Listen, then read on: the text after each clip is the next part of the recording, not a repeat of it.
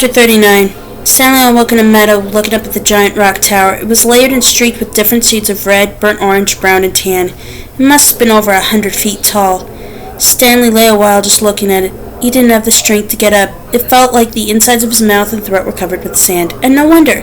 When he rolled over, he saw the water hole. It was about 2.5 feet deep and over 3 feet wide. At the bottom lay no more than 2 inches of very brown water. His hands and fingers were sore from digging, especially under the fingernails. He scooped some dirty water into his mouth and swished it around, trying to filter it with his teeth. Zero moaned. Stanley started to say something to him, but no words came out of his mouth, so he had to try again. "How you doing?" It hurt to talk. "Not good," Zero said quietly. With great effort, he rolled him over, raised himself to his knees, and crawled into the water hole. He lowered his head into it and lapped up some water. Then he jerked back, clutched his knees to his chest, and rolled to his side. His body shook violently. Stanley thought about going back down the mountain to look for the shovel so he could make the water hole deeper. Maybe that would give them cleaner water. They could use the jars as drinking glasses. But he didn't think he had the strength to go down, let alone make it back up again. And he didn't know where to look.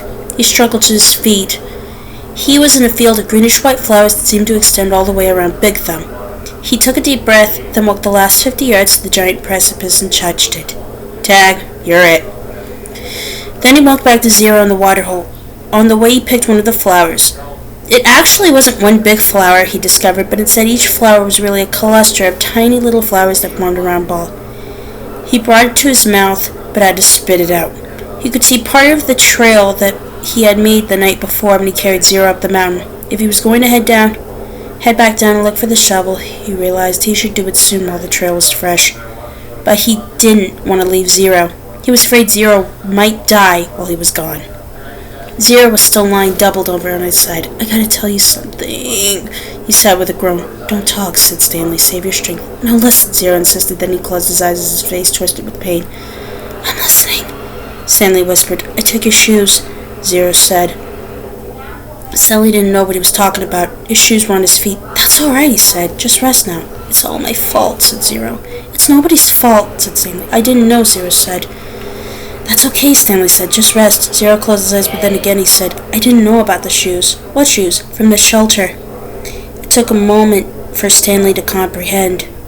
"Clyde Livingston's shoes?" "I'm sorry," said Zero. Stanley stared at him. It wasn't possible. Zero was delirious.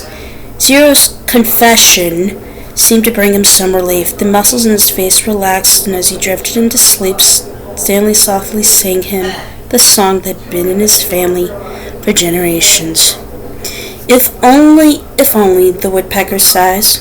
The bark on the tree was as soft as the skies, while the wolf waits below, hungry and lonely. He cries to the moon. If only, if only.